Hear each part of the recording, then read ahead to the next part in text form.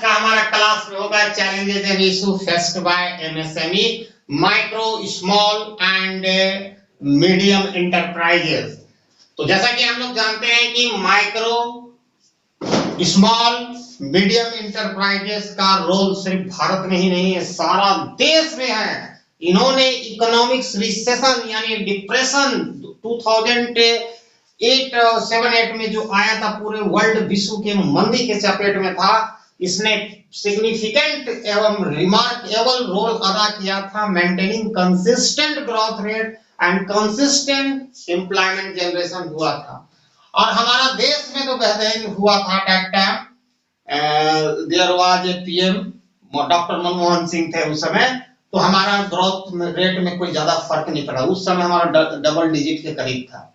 तो किसके कारण? इसी एमएसएमई के कारण। अब इसका मतलब ये नहीं कि एमएसएमई ने प्रॉब्लम फेस नहीं किया, लेकिन एमएसएमई जो माइक्रो स्मॉल और मीडियम एंटरप्राइजेस सबसे ज्यादा अगर प्रॉब्लम अगर हमारे भारत के इतिहास 1947 से देखोगे आज तक, एक बार तो अंग्रेज इसको तोड़ दिया और दूसरा बार कोई तोड़ने वाला है तो 2014 के बाद हुआ है। ये आंकड़ा आपका है, लेकिन उसका कहना है कि इसको लॉन्ग टर्म में ग्रोथ होगा, माने एक बेहतर कल के लिए आज को बर्बाद किया गया इसके लिए, ठीक है। और ये बेचारा एक ऐसा सेक्टर है जो 40% आपका एक्सपोर्ट में कंट्रीब्यूशन करता है। ये एक ऐसा सेक्टर है, सबसे ज्यादा एम्प्लॉयमेंट प्रोवाइडर है एग्रीकल्चर के बाद। इसके साथ ऐसा सौतेला व्यवहार नहीं करना चाहिए किसी भी गवर्नमेंट का। एक तो आप तो रोजगार दे नहीं सकते हैं, दूसरा तरफ जो लोग लगे हुए हैं उसको भी आप माने ऐसा तरीका से नहीं कीजिएगा, तो ये अच्छी बात नहीं है।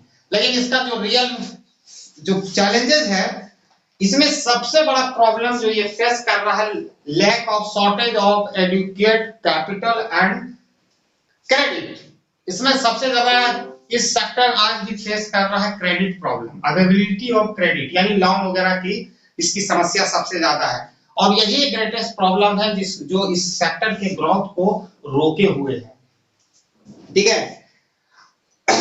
क्योंकि इस सेक्टर में कभी भी इजीली और टाइमली एक्सेस नहीं है किसी भी क्रेडिट फैसिलिटी के लिए, ठीक है। और जो किसी भी सेक्टर के डेवलपमेंट के लिए टाइमली क्रेडिट का इजी और टाइमली एकदम इजी प्रोसीजर के साथ टाइमली अगर लोन मिल जाता है किसी भी सेक्टर के, वो डेवलपमेंट एंड ग्रोथ के लिए एक नेसेसरी कंडीशन है, जो अनफॉर्चुनेटली इस सेक्टर को ये अवेलेबल नहीं है। अब हम नहीं कह रहे हैं। Report of working group on rehabilitations जो कहेंगे रिहेबिलिटेशन ऑफ 6 एमएसएमई जो 6 एमएसएमई है, ये भी बीमार सेक्टर है। क्यों? इसकी दवा नहीं मिल पा रही। दवा कौन? क्रेडिट की पर्याप्त मात्रा, sufficient amount of credit it has no access to get. सबसे बड़ा बीमारी इसकी है जो आइडेंटिफाई किया। ये क्रूशियल रीजन है इस ग्रोथ को इंडस्ट्रियल सिकनेस बनाकर, मतलब ग्रोथ को जितना होना चाहिए एक्सपेक्टेड होना चाहिए उतना नहीं होने दिया है। और सिचुएशन को और भी खराब किया गया है। बैंक के द्वारा कोलैटरल मांगा जाता है। कोलैटरल मतलब है कि क्या कह सकते हो, कोई चीज जमानत अगेंस्ट रिस्क कहो, ठीक है, सिक्योरिटी अगेंस्ट लोन आप लीजिएगा 4 लाख का, तो वहां जमानत रखिए भाई 5-7 लाख का, ठीक है, ज्यादा का रखना पड़ेगा, तो वो भी कॉम्प्लेक्स है।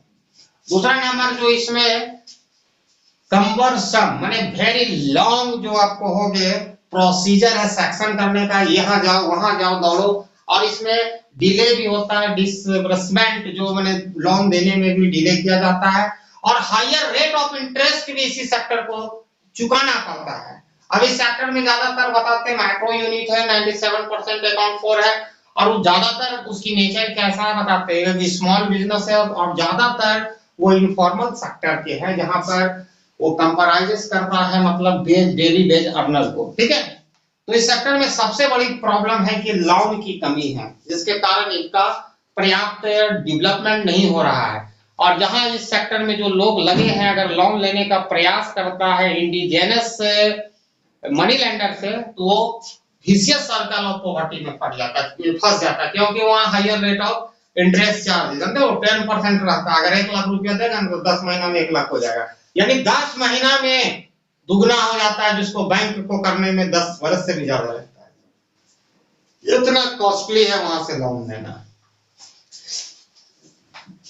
इस सेक्टर के पास पुअर, दूसरा पॉइंट इसके पास वेरी पुअर और इनएडिक्वेट इंफ्रास्ट्रक्चर है। इंफ्रास्ट्रक्चर की टू सक्सेस, इंफ्रास्ट्रक्चर को कंसीडर किया जाता है किसी भी सेक्टर के लिए, किसी भी इकोनॉमी के लिए in an engine of growth. लेकिन इस सेक्टर को बहुत ही माने this sector has a got poor and इनएडिक्वेट infrastructure facility, ठीक है, जैसे पावर सप्लाई हो गया, बिजली, वाटर, ठीक है, और रेल एंड रोड कनेक्टिविटी, यानी मार्केटिंग जो इस गुड होगा मार्केटिंग के लिए भेजना पड़ेगा, तो उसके लिए कनेक्टिविटी अच्छा चाहिए, ठीक है।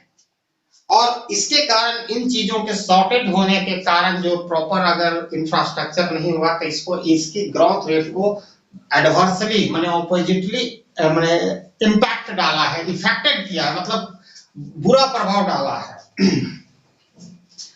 और जिसके कारण इसमें ऑपरेशनल कॉस्ट बढ़ गया है, मतलब किसी भी वस्तु मतलब कमोडिटी एंड सर्विस के प्रोडक्शन जो किया जाता है उसका ऑपरेशनल कॉस्ट बढ़ गया, जिससे ये काफी डियरली हो गया, मतलब इसका कॉस्ट ज्यादा हो गया, जिसके कारण ये बन गया है अनकॉम्पिटिटिव गुड्स।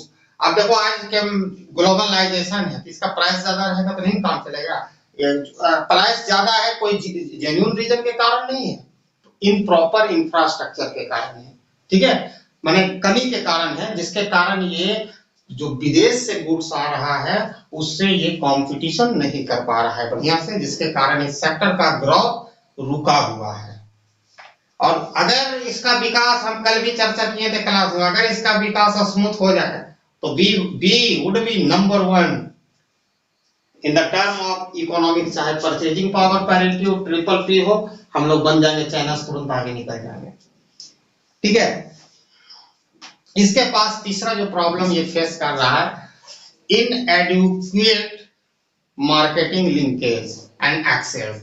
इस सेक्टर को उतना मार्केटिंग लिंकेज नहीं प्राप्त है जितना होनी चाहिए, जिसके कारण इस सेक्टर का सही मायने में ग्रोथ नहीं हो पा रहा है। और मार्केटिंग जो लिंकेज है मतलब जिसकी कमी है या shortage of marketing linkage factor, ये किसके कारण है? ड्यू टू गवर्नमेंट की पुअर माने इग्नोरेंस के कारण है इसका। गवर्नमेंट अगर चाहता तो इसकी मार्केटिंग लिंकेज को एक्सपेंड कर सकता था, लेकिन गवर्नमेंट को वहां ध्यान ना होकर अपनी कुर्सी पर ज्यादा ध्यान रखता है, अपनी on utility rather than the utility of government people.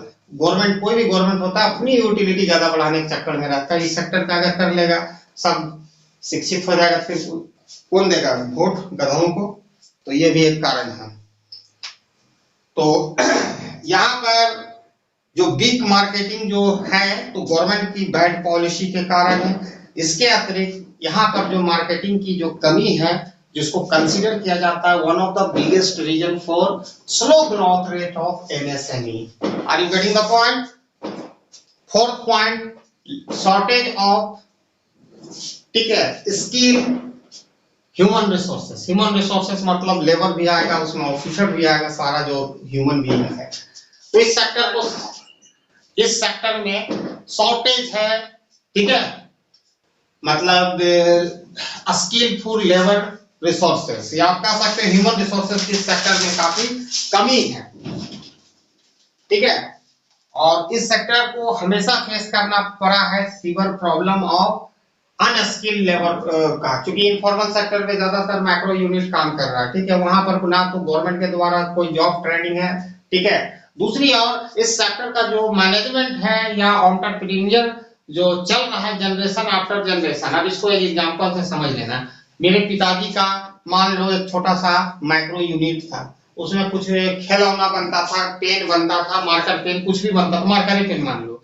अब मार्कर पेन बनता था, हमको मार्कर पेन के कैसे प्रोडक्शन होना है, कैसे रखना है, कॉस्ट हमको जानकारी नहीं। मेरे पिताजी वाला मेरे को ट्रांसफर हो गया ओनरशिप। ये जनरेशन आफ्टर जनरेशन, जिसके कारण मैनेजमेंट में हमारा इनएबिलिटी देखेगा। आज हम एमबीए कर रहे हो ना, तो तुम मेरा मैक्रो यूनिट में काम करोगे तो हमसे नीचे करोगे, हम जो कहेंगे वही होगा, डायरेक्टर हम हैं, चाहे घाटा में जाए थी।